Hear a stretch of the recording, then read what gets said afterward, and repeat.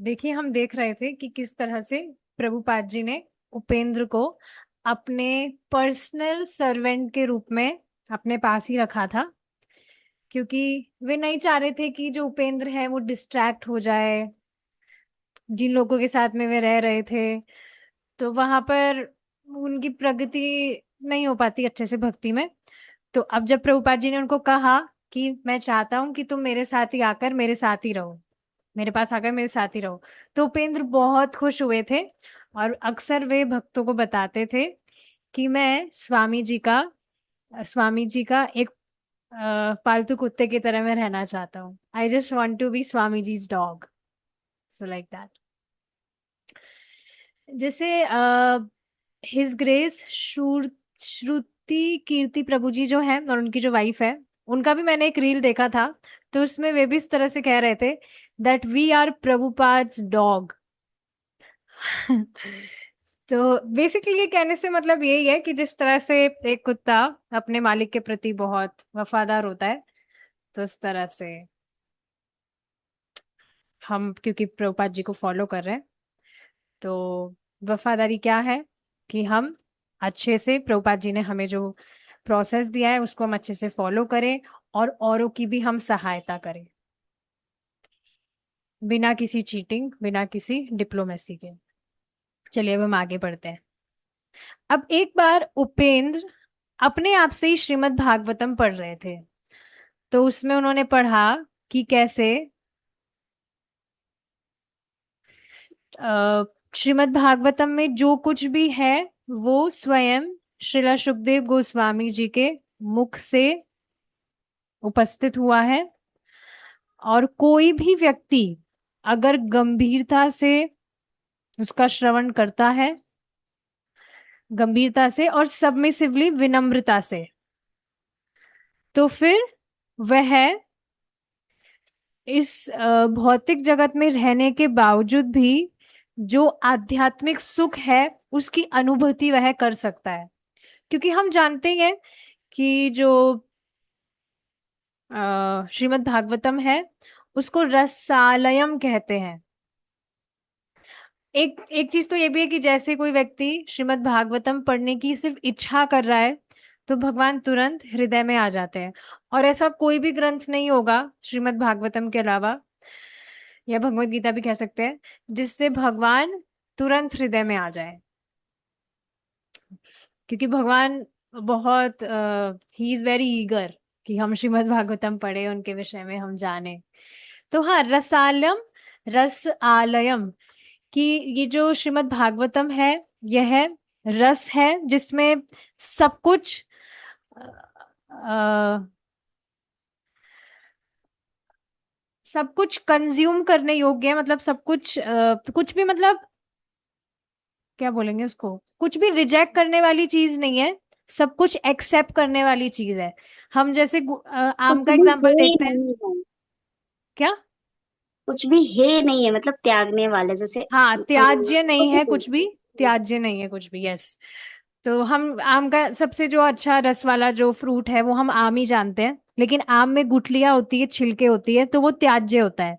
लेकिन श्रीमद् भागवतम एक ऐसा फल है, पका हुआ फल है, जो जिसमें त्याज्य कुछ भी नहीं है, सब कुछ ग्रहण करने के लिए है। और ऐसा भी ये फल है कि ऊपर परंपरा से ये हमें प्राप्त हो रहा है। तो ये इसका जो रस है वो कुछ भी खंडित नहीं हुआ है। जैसे ऊपर से अगर नॉर्मल फ्रूट की हम एग्जांपल लेते हैं, तो ऊपर से अगर वो डाला जा रहा है नीचे, तो पॉसिबिलिटी है कि वो नीचे गिरकर वो फट जाए। पर भागवतम के साथ में ऐसा नहीं है। तो हाँ, यही बात यहाँ पर बताई जा रही है कि the ripened fruit is not dropped all of a sudden from the highest planet of कृष्णलोका। हाँ, तो ये डायरेक्टली ऊपर भगवान के धाम से नीचे गिरा नहीं है। ये जो फल है पका हुआ, ये एक चेन के माध्यम से आ रहा है हमारे पास में। तो ये बात है। तो अब प्रभुपाद जी ने उनसे पूछा, जब वो इस तरह से भागवतम पढ़ रहे थे अपने आप से ही, उपेंद्र से प्रभुपाद जी ने पूछा तुम्हें मतलब तुम्हारे पास में कोई प्रश्न नहीं है पूछने के लिए? कोई डाउट है? आ, उपेंद्र किताब की तरफ देखने लगे, भागवतम को देखने लगे, और फिर कहे, नहीं स्वामी जी, जो भी आपने कहा है, मतलब परपट तो प्रभुपाद जी के ही है ना भागवतम में, तो आपने जो भी कहा है मैं उसको एज इट इज स्वीकार कर रहा हूं। अब प्रभुपाद जी क्या है, कुर्सी पर बैठे थे, रॉकिंग चेयर जो आगे पीछे होती है, तो उस पर बैठे थे। तो अब थोड़ा जोर से प्रभुपाद जी आगे पीछे होने लगे जब कुर्सी पर बैठे थे, और मुस्कुरा रहे थे। और जो उपेंद्र है वो इस तरह से भागवतम पढ़ना जारी कर रहे थे। फिर प्रभुपाद जी ने उपेंद्र को सिखाया कि कैसे हम बुक को ढंग से पकड़े जब हम उसको पढ़ रहे हैं। हमारी दोनों हाथों से हम उसको पकड़े और उसको गोद में ना रखे, है ना, ऊपर मतलब हाथ में इस तरह से पकड़कर उसको पढ़े।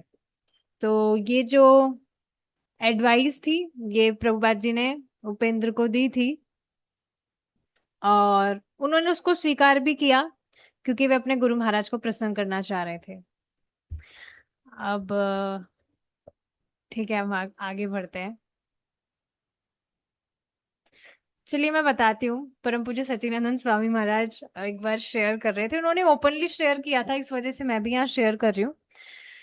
तो जब महाराज को भक्तों का संग मिला था जर्मनी में, बहुत स्टार्टिंग की बात है, 16 साल के थे महाराज, तो कृष्णा बुक उन्होंने ली थी। और क्या होता है, पाश्चात्य देश में जो लोग हैं उनकी आदत होती है कि वो वॉशरूम में जाकर भी बुक्स वगैरह पढ़ लेते हैं। तो वो एक कृष्णा बुक जाकर वॉशरूम में जाकर वे पढ़ रहे थे, कृष्णा बुक। फिर जब वे बाहर आए तो भक्तों ने उनको देखा कि वो बाहर वॉशरूम से बाहर निकल के आए हैं अपने हाथ में कृष्णा बुक लेकर। और जो भक्त थे वो उनको थोड़ा क्रोध वाली नजरों से देख रहे थे, क्योंकि उन्होंने इस तरह से नहीं करना चाहिए, क्योंकि कृष्णा बुक स्वयं भगवान ही है। तो थोड़ा वे क्रोध में थे, और उन्होंने इस तरह से कहा कि ये मूची है। मूची मतलब इस तरह से वॉशरूम में इस तरह से हम किताब वगैरह नहीं ले जा सकते। लेकिन महाराज सोच रहे थे कि इसमें बुराई क्या है, भाई वॉशरूम एक ऐसी जगह है जहां पर मुझे कोई भी डिस्टर्ब करने नहीं आएगा, तो मैं एकदम ऐसी जगह पर बैठकर किताब पढ़ना चाहता था जहां पर कुछ भी प्रॉब्लम ना हो, कोई डिस्टर्ब करने ना आए। तो मैंने सोचा मैं वहां पर जाकर पढ़ूंगा। तो इस तरह से महाराज समझा रहे थे कि किस तरह से he was very eager to read Krishna book, तो वहां वॉशरूम में जाकर वे पढ़ने लगे। लेकिन हाँ, यहाँ पर बेसिकली बताया जा रहा है, शिष्टाचार यही है कि हमें अच्छे से रखना चाहिए बुक्स को, और झूठे हाथ नहीं लगाने चाहिए या वॉशरूम वगैरह में नहीं ले जाना चाहिए। ठीक है, आगे देखते हैं। उपेंद्र अभी भी जो रेगुलेटिव प्रिंसिपल वे फॉलो नहीं कर पा रहे थे, अभी भी उससे वे परेशान थे। तो बाद में फिर वो सोचने लगे कि मुझे शादी कर लेना चाहिए। पर वे कंफ्यूज थे कि कृष्णा कॉन्शियस मैरिज का मतलब क्या है, कृष्ण भावना भावित विवाह जो है वो कैसे क्या होना चाहिए, उसमें कैसे क्या होना चाहिए, तो वो उसके विषय में कंफ्यूज थे। तो फिर वे खुद ही सोच रहे थे कि मैं कैसे शादी कर सकता हूँ, इस तरह से वो थोड़े कंफ्यूज थे कि अगर तुम किसी ऐसी स्त्री से शादी कर रहे हो, मतलब वो अपने आप से इस तरह से सोच रहे हैं दिमाग में कि अगर मैं किसी ऐसी स्त्री से शादी करूं जिससे मैं प्रेम ही नहीं कर सकता, तो फिर शादी करने का महत्व क्या है। और अगर प्रेम की बात की जाए तो वे समझ रहे थे कि प्रेम मीन्स फिजिकल रिलेशन। तो अगर फिजिकल रिलेशन ही ना हो तो फिर मैं प्रेम कैसे करूंगा जिससे मैं शादी करूंगा। तो ये बात तो देखिए, ये बहुत ही अजीब सी बात है। सामान्यतः लोग यही समझते हैं कि प्रेम का अर्थ होता है physical relation, but that is not love, that is lust. तो इस तरह से वे कंफ्यूज थे कि भाई 4 रेगुलेटिव प्रिंसिपल्स में बताया जाता है कि हमें ब्रह्मचर्य का पालन करना है, लेकिन अगर मैं शादी करता हूँ और मेरी जो पत्नी होगी, अगर उससे मुझे प्रेम करना है तो उसके लिए फिजिकल रिलेशन होना चाहिए, पर वो तो यहाँ पर अलाउ नहीं है। तो फिर वो कंफ्यूज थे कि मुझे मैं शादी कैसे कर सकता हूँ, ये तो अलाउ ही नहीं है। तो वो स्वामी जी से, प्रभुपाद जी से इस विषय में पूछना चाह रहे थे, लेकिन उनकी हिम्मत ही नहीं हो रही थी। हमने देखी पहले भी देखा था, स्टार्टिंग से ही जो उपेंद्र है, ही वॉज वेरी हेजिटेंट। उनके दिमाग में कुछ चल रहा भी होता था, पर वो प्रभुपाद जी से डायरेक्टली नहीं पूछ पाते थे, उनको थोड़ा हिचकिचाहट होती थी। तो उन्होंने ये बात अभी तक प्रभुपाद जी से नहीं कही, बस वेट कर रहे थे वे कि कब वे ये बात प्रभुपाद जी से कह पाएंगे, कब उनमें साहस आएगा ये बात कहने का। फिर एक दिन क्या हुआ, वे प्रभुपाद जी के कमरे में गए। प्रभुपाद जी, देखिए, उपेंद्र आगे वाले रूम में रहते थे प्रभुपाद जी के साथ में, और प्रभुपाद जी पीछे वाले रूम में रहते थे, वहां पे प्रभुपाद जी अपना काम वगैरह करते थे, राइटिंग प्रिंटिंग वगैरह का, प्रिंटिंग नहीं मतलब राइटिंग वगैरह। तो वहां पर वे गए प्रभुपाद जी के साथ पास में, प्रभुपाद जी वहां पर बैठे थे। आ, वहां उस कमरे में खिड़कियां थी 3 बड़ी, उसमें प्रभुपाद जी को पूरा शहर दिखता था उस खिड़की में से। तो उस खिड़की के इधर ही साइड में कुर्सी पर बैठे थे वे, रॉकिंग चेयर पर, वहां पर प्रभुपाद जी बैठे थे।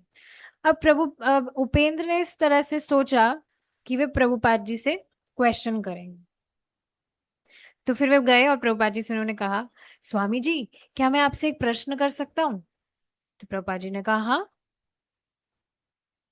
प्रभुपाद जी जो इस तरह से आगे पीछे हो रहे थे रॉकिंग चेयर में, तो प्रभुपाद जी रुक गए। अब वो इस तरह से रॉक नहीं कर रहे थे आगे पीछे, हिल नहीं रहे थे, स्थिर बैठ गए और उन्होंने कहा हाँ पूछो। तो उन्होंने इस तरह से पूछा कि अगर कोई लड़का किसी लड़की से अलग रहता है, तो फिर वो उससे प्रेम कैसे कर सकता है? मतलब शादी शादी की उसने, तो अब वो लड़का अगर लड़की से अलग रह रहा है तो फिर वो उससे प्रेम कैसे करेगा? तो फिर प्रभुपाद जी फिर से रॉकिंग चेयर पर बैठे ही थे, तो वापस से आगे पीछे होने लगे और माला जप करने लगे। फिर कुछ समय बाद में, कुछ मिनट्स बाद में, सेकंड्स बाद में, प्रभुपाद जी उपेंद्र की तरफ उन्होंने मुंह किया और उन्होंने धीरे से कहा, प्रेम, प्रेम तो कृष्ण के लिए है, लव इज फॉर कृष्णा। देखिए ये बहुत सुंदर बात है, ये सारी चीजें लिंक्ड है। भक्ति का मतलब होता है प्रेम, और प्रेम का मतलब है कृष्ण। बहुत ही सुंदर बात है ये। कल भी मैं सुन रही थी एक लेक्चर, उसमें बताया जा रहा था कि हर कोई जो जीव है वह प्रेम करना चाहता है, लेकिन जैसे जैसे हम भक्ति करते हैं, भक्ति में हम प्रगति करते हैं, तो हम कृष्ण में बेसिकली आसक्त होकर कृष्ण से प्रेम करना चाहते हैं। और प्रेम का मतलब अभी प्रभुपाद जी यहाँ पर समझाएंगे क्या होता है। तो प्रेम, प्रेम तो कृष्ण के लिए है। फिर प्रभुपाद जी खड़े हुए और खिड़की के पास में गए और वहां बाहर देखने लगे नीचे की तरफ। फिर प्रभुपाद जी ने कहा, तुम्हें एक लड़की चाहिए तो ठीक है, ले लो कोई भी। तो एक लड़की जा रही थी वहां से, ऐसे चलकर जा रही थी वहां पर रोड पर, तो प्रभुपाद जी ने उसकी तरफ ऐसे उंगली करी और फिर प्रभुपाद जी ने कहा, इस भौतिक जगत में प्रेम नहीं है, प्रेम कृष्ण के लिए है। तो इस बात को आप समझ रहे हैं कि प्रेम जो है वो इस भौतिक जगत में नहीं है। सामान्यतः आप देखते ही हैं प्रेम के मतलब प्रेम प्रेम लोग करते तो हैं, बट वो प्रेम नहीं होता है, वो बस सेंस ग्रेटिफिकेशन होता है, इंद्रिय तृप्ति होती है। इसमें प्रभु जी भी बात बताते ही हैं कि यहाँ पर लव का मतलब है you scratch my back and I scratch your back. इसका अर्थ क्या है? तुम मेरी इंद्रिय तृप्ति करो, मैं तुम्हारी इंद्रिय तृप्ति पूरी करूंगा। तो हाँ, भौतिक जगत में प्रेम नहीं है, there is no love in this material world, love is for Krishna. तो ये बहुत सुंदर बात है। और देखिए, इस बात को आप समझ ही पा रहे होंगे कि जैसे जैसे हम भक्ति कर रहे हैं, कृष्ण को केंद्र में रखकर हम सारी चीजें करते हैं, तो ये जो एक्सप्लॉइटेशन वाली भावना है कि हम सामने वाले का कुछ उसको एक्सप्लॉइट करें, उसको ठगे, ये सब समाप्त होने लगती है। और वास्तव में जो कंपैशन है वो यही है कि हम औरों को भी भगवान का संपर्क दें। और ये सिर्फ तभी पॉसिबल है जब कृष्ण केंद्र में है, जब आप कृष्ण की भक्ति कर रहे हैं। नहीं तो प्रेम पॉसिबल है ही नहीं। पहली बात, लोगों को प्रेम की परिभाषा ही नहीं पता है, प्रेम का अर्थ क्या है। और कृष्ण अगर केंद्र में नहीं है, कोई भी व्यक्ति कृष्ण की भक्ति नहीं कर रहा है, तो प्रेम तो हो ही नहीं सकता है। सिर्फ और सिर्फ इंद्रिय तृप्ति के चक्कर में ही व्यक्ति पड़ा है, क्योंकि बद्ध जीवात्मा की कंडीशनिंग कंडीशनिंग ही यही है कि वो बस इंद्रिय तृप्ति करना चाहता है, अपनी इंद्रियों को तुष्ट करना चाहता है। तो प्रभुपाद जी ने उनको इस तरह से समझाया, और धीरे धीरे, क्योंकि वे प्रभुपाद जी के संरक्षण में थे, प्रभुपाद जी के साथ ही रहते थे, तो अब उपेंद्र, ये जो सेक्सुअल डिमांड्स थी, उनकी डिजायर्स थी, ये धीरे धीरे खत्म होने लगा, कम होने लगा। तो ये भक्ति का प्रभाव ही है, और साक्षात प्रभुपाद जी के साथ में वे रह रहे थे, तो ये तो होना था। फिर उन्हें समझ में आने लगा धीरे धीरे करके कि वे ये भौतिक शरीर नहीं है, वे एक आत्मा है। और आत्मा का स्वरूप क्या है कि वह कृष्ण को प्रेम करे। तो हाँ, जो शुद्ध भक्त है जैसे कि स्वामी जी, उनके लिए प्रेम का अर्थ था कृष्ण के लिए, प्रेम कृष्ण के लिए होना चाहिए। और ये बात धीरे धीरे उनको भी समझ में आ रही थी। अब ज्यादा से ज्यादा जो उपेंद्र है, वो अब प्रभुपाद जी के ही सेवक के रूप में रहना चाह रहे थे। ये शादी वगैरह की भी जो उनके दिमाग में आ रहे थे आइडियाज, ये भी धीरे धीरे खत्म हो रहे थे। तो वो बस इसी विचारों में लगे रहते थे कि क्या, किस तरह का जो खाना है वो प्रभुपाद जी के लिए अरेंज करना चाहिए, और किस तरह से प्रभुपाद जी के लिए चीजें कंफर्टेबल बनानी चाहिए, उनकी मैं सेवा करूं, ताकि प्रभुपाद जी को कुछ परेशानी ना हो। तो बस अब उनके मन में इस तरह की इच्छाएं आती थी कि वे स्वामी जी को, प्रभुपाद जी को किस तरह से उनकी सेवा करें, उनको संतुष्ट करें। तो अब प्रभुपाद जी की सेवा करने के भाव से ही उपेंद्र एक साइकेडलिक शॉप पर गए। साइकेडलिक का मतलब आप समझ ही रहे हैं, जहां पर ये मतलब ड्रग्स वगैरह का ही था ये। तो उन्होंने सुना था कि कुछ भारत से कुछ प्रिंस आए हैं। They had recently receive some prince from India. कौन? वो जो साइकेडलिक शॉप थी, उन्हें कुछ भारत से कुछ प्रिंस प्राप्त हुए हैं। तो वे वहां गए, अंदर गए, और वहां वो जो प्रिंस थे उनको भी देखने लगे कि क्या क्या है। फिर उन्होंने, प्रिंस का मतलब आप समझ रहे ना, फोटो वगैरह।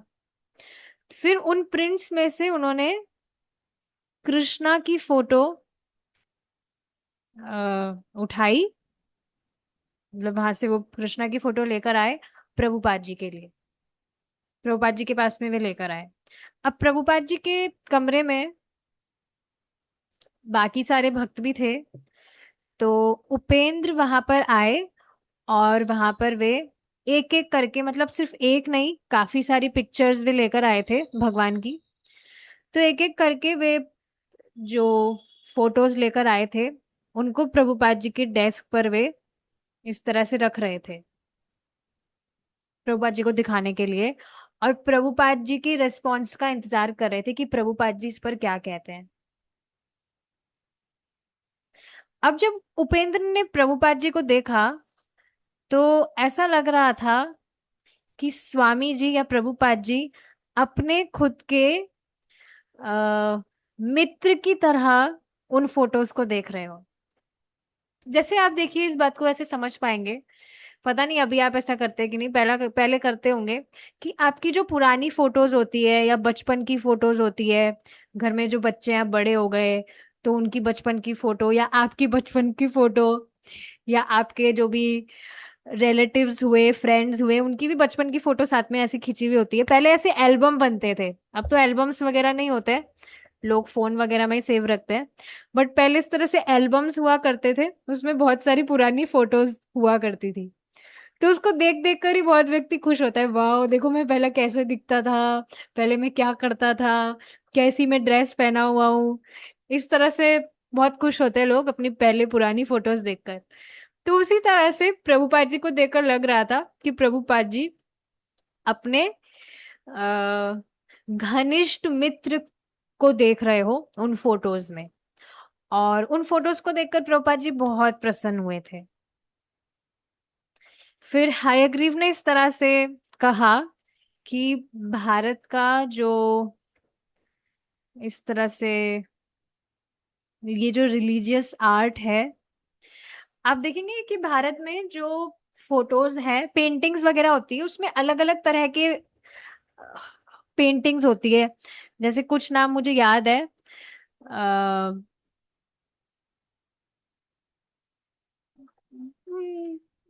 होती है, मतलब मुझे याद नहीं आ रहा, थोड़ा थोड़ा याद आ रहा है पर वो करेक्ट वर्ड नहीं है। पच्चीकारी या ऐसे बहुत सारे अलग अलग वर्ड्स होते हैं उससे रिलेटेड, मतलब उसमें अलग अलग तरह की, जैसे महाराष्ट्रियन जो फोटोज है उसमें जो पेंटिंग्स होगी वो अलग होगी, और राजस्थानी जो पेंटिंग्स है वो अलग होती है। तो इस तरह से अलग अलग पेंटिंग्स होती है, अलग अलग नाम वो फॉलो करते हैं। तो इसी तरह से उन्होंने भी इसी तरह से कुछ कमेंट किया कि जो भारत की जो भी पेंटिंग्स वगैरह है वो इस तरह से गैरिश होती है। गैरिश मतलब बहुत ज्यादा कलरफुल और बहुत ज्यादा शाइनी। लेकिन प्रभुपाद जी ने इस तरह से उनको बताया कि टेक्निक मैटर नहीं करती है कि किस वे में उसको बनाया गया है। मैटर क्या करता है कि ये जो फोटोज है ये कृष्ण की है। तो आप देखेंगे कि प्रभुपाद जी बेसिकली हर वक्त इसी चीज पर फोकस रहते थे कि कोई भी चीज हो रही है क्या उसमें कृष्ण का स्मरण हो रहा है व्यक्ति को। जैसे आप देखेंगे प्रभुपाद जी ने बीच में न्यूयॉर्क में जब वे कर रहे थे कीर्तन वगैरह, तो काफी सारे लोग थे जो मजाक बना रहे थे और हंस रहे थे। यहाँ तक कि न्यूज़पेपर में भी कुछ न्यूज़ आई थी जिसमें वो नेगेटिव न्यूज़ थी, कुछ मजाक बनाने जैसा ही था जो भी प्रभुपाद जी ने इस तरह से कीर्तन वगैरह किया था। बट स्टिल प्रभुपाद जी बस उसमें क्या देखे थे कि उन्होंने कृष्ण कितनी बार कहा, या हरे कृष्णा महामंत्र भी उन्होंने इस तरह से उसमें न्यूज में ही डाला था कि ये हरे कृष्णा महामंत्र का इस तरह से कीर्तन कर रहे हैं। तो प्रभुपाद जी बस उसमें यही चीज उन्होंने नोटिस की कि उस न्यूज़पेपर में उन्होंने कृष्ण कितनी बार कहा। क्योंकि ठीक है नेगेटिव न्यूज भी कोई इस तरह से पढ़ रहा है, मजाक वगैरह बनाया जा रहा है, पर उसमें पढ़ेगा वो कृष्ण पढ़ेगा, हरे कृष्ण महामंत्र वो बोल देगा, तो उससे उसका उद्धार होगा। तो प्रभुपाद जी बस इस पर ही फोकस रहते थे। ऐसे यहाँ फोटोज की भी बात हो रही है कि कौन सी टेक्निक यूज की गई है उससे मैटर नहीं करता है। इम्पोर्टेंट चीज ये थी कि ये कृष्ण की पिक्चर्स हैं, फोटोज हैं, और वैदिक डिस्क्रिप्शन के मुताबिक ये बनी है। अब देखिए इसका अर्थ क्या है।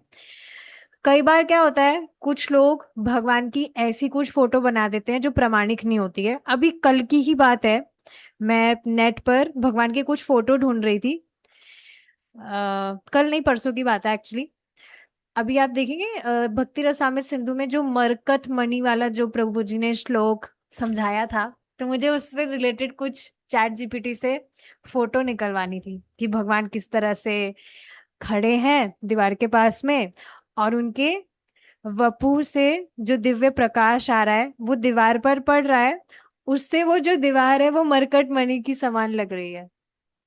तो ऐसा कुछ मुझे फोटो निकालना था, तो मैं नेट पर सर्च कर रही थी, तो उसमें फोटो में भगवान कृष्ण का फोटो था जिसमें भगवान लेटे हुए थे। फोटो वो कृष्ण का ही था, मोरपंख भी उन्होंने धारण किया हुआ था, लेकिन उनके पेट पर पता नहीं कोई कुछ बैठा था और उनकी तोंद निकल रही थी उस पे। तो मैंने देखा ये कुछ भी बना देते लोग। तो ये वैदिक डिस्क्रिप्शन के हिसाब से ये फोटो नहीं है, भगवान की तोंद कभी भी नहीं निकली है। या ऐसे ही प्रभु जी भी एक बार बता रहे थे कि पता नहीं कहीं पर गए थे, उनको योगा में बहुत इंटरेस्ट था, तो महाविष्णु का फोटो उन लोगों ने लगाया हुआ था, लेकिन भगवान के मुख की जगह उन्होंने अपने गुरु जी का फोटो उसमें लगाया हुआ था। और क्योंकि गुरु जी उनके जो है उनकी तोंद निकली हुई होगी, तो महाविष्णु की भी उन्होंने तोंद निकाल रखी थी। तो ये वैदिक डिस्क्रिप्शन के हिसाब से नहीं है। या कई बार आप देखेंगे गणेश जी का जो फोटो है, गणेश जी को भी लोग मोर पंख पहना देते हैं। So this is not according to Vedic description. तो लोग कुछ भी करते हैं। या आप शिव जी को देखेंगे, शिव जी के हाथ में गांजा वगैरह या क्या बोलते हैं वो, सिगरेट वगैरह उनके हाथ में रखकर ऐसी फोटोज भी बनाई हुई है।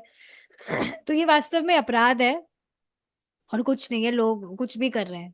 तो ये वैदिक डिस्क्रिप्शन के हिसाब से नहीं है। तो प्रभुपाद जी ये बात कह रहे थे कि टेक्निक मैटर नहीं करती है, मैटर क्या करता है कि वे भगवान की फोटो है और वह वैदिक डिस्क्रिप्शन के हिसाब से बनाई गई है, जैसा शास्त्रों में भगवान के विषय में बताया जाता है।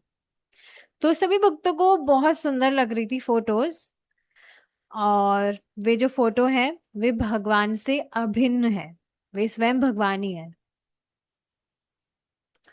तो अब प्रभुपाद जी ने उनमें से एक फोटो उन्होंने सेलेक्ट की जो उनको बहुत अच्छी लगी थी, उनकी फेवरेट पिक्चर भगवान कृष्ण की, जिसमें भगवान खड़े हुए हैं, अपने हाथ में मुरली बजा रहे हैं, और पीछे ऊपर मतलब चंद्रमा का प्रकाश भगवान पे इस तरह से, तो चंद्रमा का प्रकाश है ऊपर, तो भगवान नीचे खड़े हैं और मुरली बजा रहे हैं। और पास में जो यमुना है, यमुना जी, वो इस तरह से बह रही है। तो प्रभुपाद जी को ये फोटो बहुत अच्छा लगा था। और इस फोटो में जो कृष्ण है वे गोविंद के नाम से जाने जाते हैं, तो भगवान गोपाल स्वरूप में है इसमें फोटो में। तो प्रभुपाद जी ने उस फोटो को पकड़ा इस तरह से, और फिर एक अ, श्लोक उन्होंने कोट किया।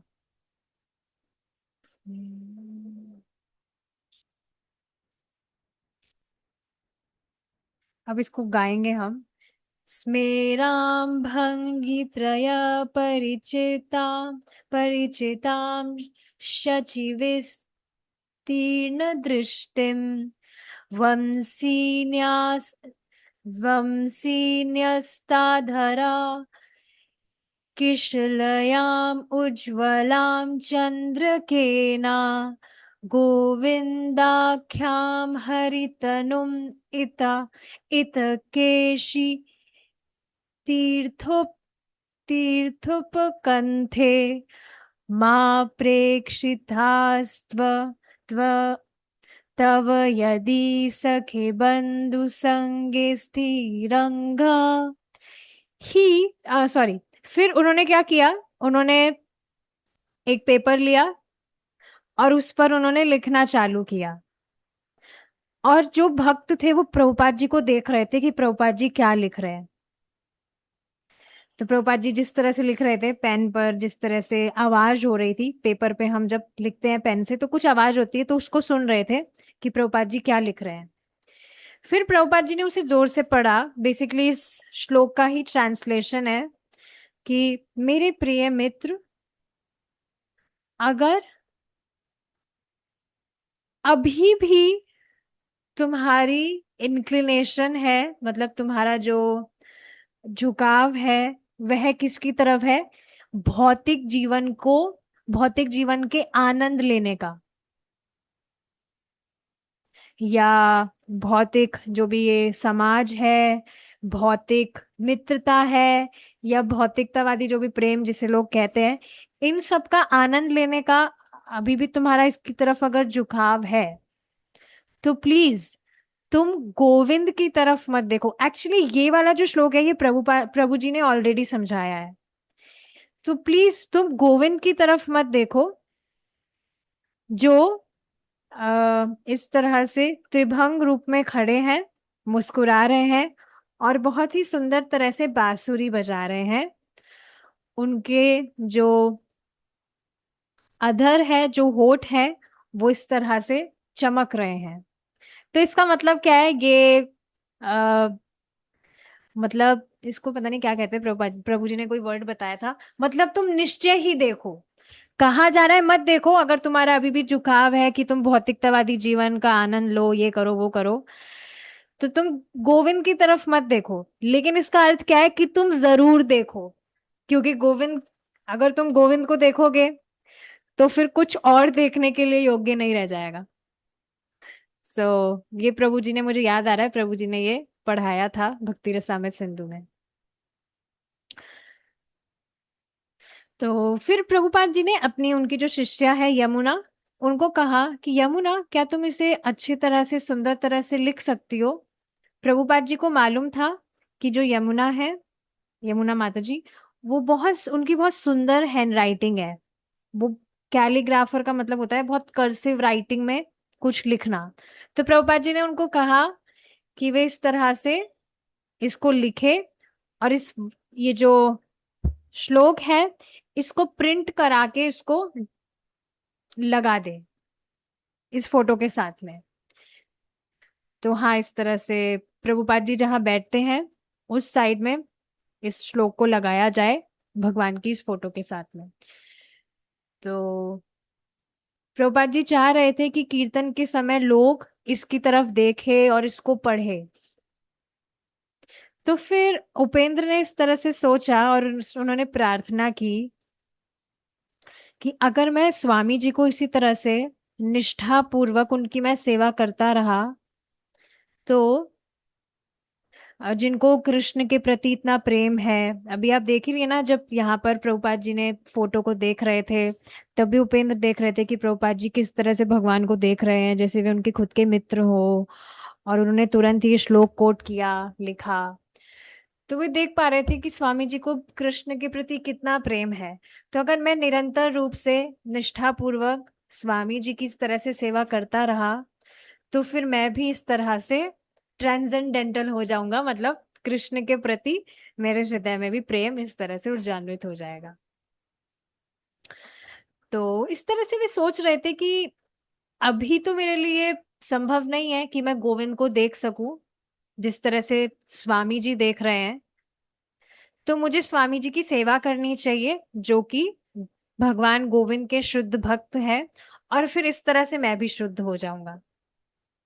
तो आप देख रहे हैं ना, ये एक तरह से उनका रियलाइजेशन है जो हमें शास्त्रों में बताया जाता है कि शुद्ध भक्तों की इस तरह से सेवा करने से हम भी शुद्ध हो जाएंगे। तो आप जब प्रभुपाद जी के ग्रंथ पढ़ रहे हैं, प्रभुपाद जी की आज्ञा का पालन कर रहे हैं, नाम जप कर रहे हैं, चार नियमों का पालन कर रहे हैं, तो आप इस तरह से प्रभुपाद जी की सेवा ही कर रहे हैं।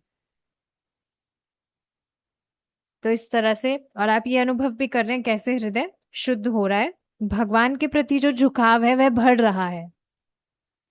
तो हाँ, फिर से वे इस तरह से कहने लगे कि मैं बस स्वामी जी का एक डॉग बनना चाहता हूँ। और फिर ये कहकर उपेंद्र वहां से चले गए। तो बहुत सुंदर था ये। इस श्लोक को एक बार कल हम वापस गाएंगे, आज मैं प्रैक्टिस करके आऊंगी। ठीक है, अब आगे पढ़ते हैं। अब न्यूयॉर्क में जो लड़के थे, वो प्रभुपाद जी की आज्ञा से मिस्टर प्राइज, याद होंगे आपको, जिन्होंने घपला किया था, उन्होंने प्रॉमिस किया था भक्तों से, उनको बहला फुसलाकर कि मैं आपको बहुत अच्छी बिल्डिंग दिलाऊंगा, आप मुझे पैसे दे दीजिए। तो अब प्रभुपाद जी की, और प्रभुपाद जी इस पर बहुत रुष्ट हुए थे भक्तों से कि ऐसे ही भक्तों को बहुत इंटेलिजेंट होना चाहिए, ऐसे कोई भी बहलाए फुसलाए और ऐसे ही अगर किसी की बातों में आ गए तो फिर कैसे अच्छे से भक्ति कर पाएंगे और दूसरों को इन्फ्लुएंस कर पाएंगे भक्ति करने के लिए। तो विवेक होना चाहिए कि सामने वाला सच में हमारा मित्र है या वो हमें ठगने का प्रयास कर रहा है। तो प्रभुपाद जी की आज्ञा पर यहाँ न्यूयॉर्क में जो भी भक्त थे वो अब मिस्टर प्राइस को लक्ष्मी नहीं दे रहे थे, जब तक कुछ परचेज कॉन्ट्रैक्ट वो ना दे, अग्रीमेंट वगैरह जो होता है लेखा जोखी वो ना हो। लेकिन प्रभुपाद जी अभी भी चाह रहे थे कि वहां पर बिल्डिंग हो जाए जिसमें मतलब एक फिक्स हो जाएगा फिर वो हेडक्वार्टर। तो उन्होंने फिर से ब्रह्मानंद को 4 मार्च को लेटर लिखा कि मैं आशा करता हूं कि अब अगली बार जब मैं न्यूयॉर्क आऊंगा तो मैं न्यूयॉर्क में जो हमारा नया घर होगा, नई बिल्डिंग होगी, उसमें ही मैं डायरेक्ट प्रवेश करूंगा। तो इससे आप समझ ही रहे हैं इस लाइन का मतलब क्या हुआ, कि प्रभुपाद जी चाह रहे हैं कि भक्त प्रयास करे बिल्डिंग के लिए।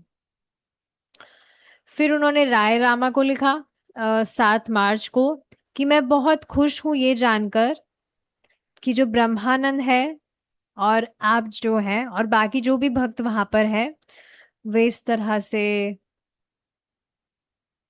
अ, अच्छे से भक्ति कर रहे हैं और रिस्क ले रहे हैं। रिस्क मतलब कि वहां पर लोग मजाक बना रहे हैं या कभी कभी कुछ मतलब गलत व्यवहार भी कर देते थे लोग, बाहर के जो लोग हैं भक्त, उसके बाद में भी वे प्रचार कार्य जारी रख रहे हैं। तो प्रभुपाद जी को ये जानकर बहुत खुशी हुई थी कि सारे रिस्क आप कृष्ण के लिए ले रहे हैं, और जो भी हम कृष्ण के लिए करते हैं भगवान का प्रचार करने के लिए ताकि वो बढ़े, तो वह ग्लोरियस होता है।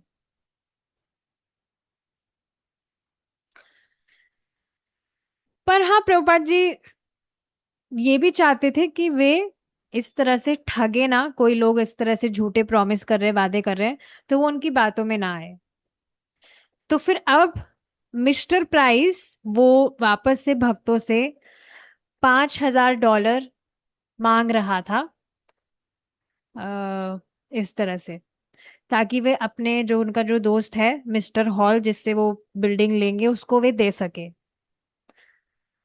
तो इस तरह से आप देख ही रहे, उन्होंने इस तरह से कहा था कि आप मुझे कुछ लक्ष्मी दे दीजिए अभी, डाउन पेमेंट जिसे कहते हैं, और फिर मैं उसमें और लक्ष्मी मिलाकर वो जो ओनर है उस बिल्डिंग का तो उसको मैं देकर बिल्डिंग अपन ले लेंगे। तो वापस से वो इस तरह से कह रहे थे कि आप $5,000 दे दीजिए, फिर मैं उसमें $20,000 और मिलाकर जो बिल्डिंग का ओनर है उसको मैं डाउन पेमेंट दे दूंगा। तो ब्रह्मानंद से इस तरह से वे बात कर रहे थे कि मैं मतलब पूरा प्रयास करूंगा कि जितने की बिल्डिंग है उससे कम में ही मैं बार्गेनिंग करके उसकी कीमत मैं कम करा के आपको सस्ते में वो बिल्डिंग दिला दूंगा। और इस तरह से बोल रहा था कि देखिए ऐसा होता ही है, कोई व्यक्ति अगर उसको अपना काम निकालना है तो वो बोलेगा बस तुरंत मैं अभी करा दूंगा, अभी बस कल ही आपको बिल्डिंग मिल जाएगी हैंड टू हैंड, आप बस मुझे पेमेंट कर दो, बाकी का मैं मिलाकर उससे जो भी बार्गेनिंग वगैरह करानी है तो बस तुरंत आपको बिल्डिंग मिल जाएगी। अगर आप सच में गंभीर है बिल्डिंग लेने के लिए तो बताइए, तब तो हम आगे बढ़ते हैं। तो फिर ब्रह्मानंद ने प्रभुपाद जी को लेटर लिखा वापस से, उनसे एडवाइस ली कि क्या इस तरह से $5,000 जो है, asking him to advise the bank. Okay नहीं, एडवाइस नहीं, उन्होंने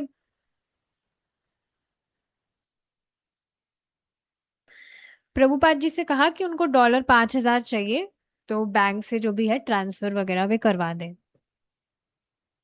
अब प्रभुपाद जी ने उनको परमिशन दे दी और कहा कि जो चेक चेक है वो प्रेसिडेंट और सेक्रेटरी जो है इस्कॉन के, उनके द्वारा साइन किया जाएगा, क्योंकि अभी जो ब्रह्मानंद और स्वच्छ स्वरूप थे वही बेसिकली मेन सपोर्ट थे घर लेने के लिए, नई बिल्डिंग लेने के लिए। और कीर्तिदानंद भी वहीं पर ही थे, वो अपना किचन वगैरह का काम संभालते थे। लेकिन उन्होंने कहा कि जो चेक है वो हमें सेलर को देना है जो बिल्डिंग बेच रहा है, और जो फाइनेंसर है उसको नहीं देना है, मिस्टर प्राइस या उसके दोस्त मिस्टर हॉल को ना देकर मिस्टर टेलर को देना है। तो जो लक्ष्मी है और जो सोसाइटी है वो तुम्हारी है, प्रभुपाद जी ने इस तरह से कहा। तो तुम जैसा चाहो उसको स्पेंड कर सकते हो, और मेरा कर्तव्य है कि मैं तुम्हें एडवाइस दूं तुम्हारे शुभ चिंतक की तरह। तो इस तरह से प्रभुपाद जी कह रहे थे। फिर जो मिस्टर प्राइस है उन्होंने ब्रह्मानंद को वापस से बुलाया मिस्टर हॉल से मिलने के लिए, और इस तरह से उन्होंने सजेस्ट किया कि जो ब्रह्मानंद है वो यहाँ पर आए, और $5,000 का जो चेक है वो इस तरह से उसके साथ में वे आए। और रास्ते में उन्होंने मिस्टर प्राइस ने मिस्टर हॉल को सारी बात समझाई कि ये हमारा जो डील होगी ये बहुत, मतलब सबसे बढ़िया डील होगी हमारी ये वाली।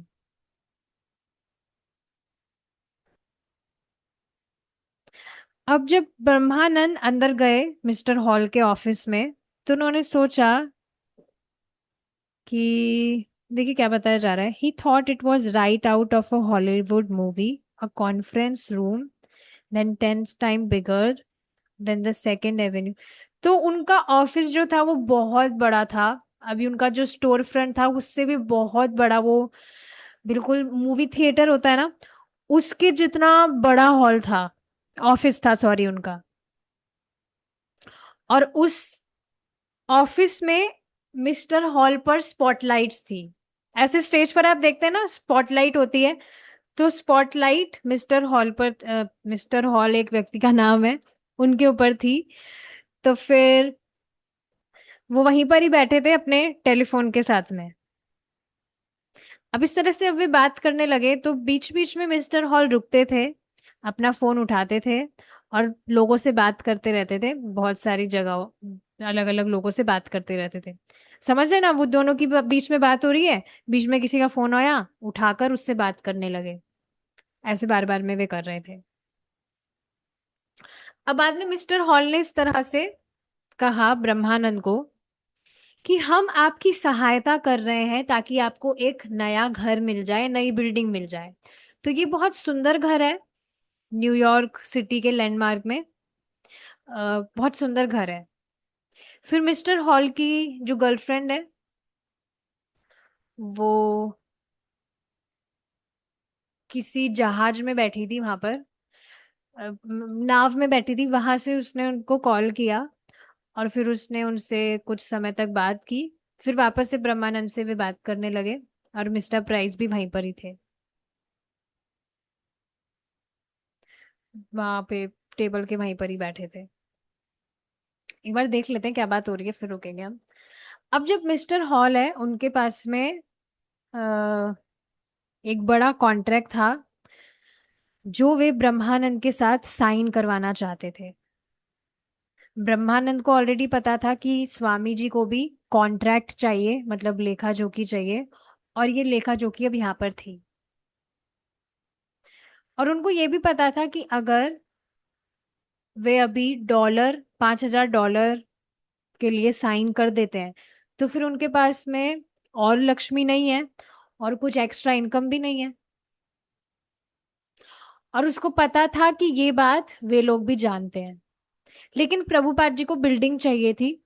प्रभुपाद जी ने खुद ने बिल्डिंग देखी थी $1,00,000 की, और प्रभुपाद जी चाह भी रहे थे कि वो बिल्डिंग आ जाए, लेकिन क्योंकि उस समय लक्ष्मी नहीं थी तो इस वजह से वे उसको नहीं ले पाए थे। तो ब्रह्मानंद हमेशा वही कर रहे थे जो स्वामी जी ने कहा था। यहाँ पर कॉन्ट्रैक्ट साइन करने के लिए ब्रह्मानंद ने इस तरह से बात बताई आखिर में कि ये जो हम कर रहे हैं यहाँ पर बिल्डिंग वगैरह, ये एक विश्वास की बात है प्रभुपाद जी और भगवान कृष्ण के लिए, भगवान कृष्ण में। तो उन्होंने इस तरह से डायरेक्टली नहीं पूछा कि बाकी सारा जो लक्ष्मी है वो कहाँ से आएगी,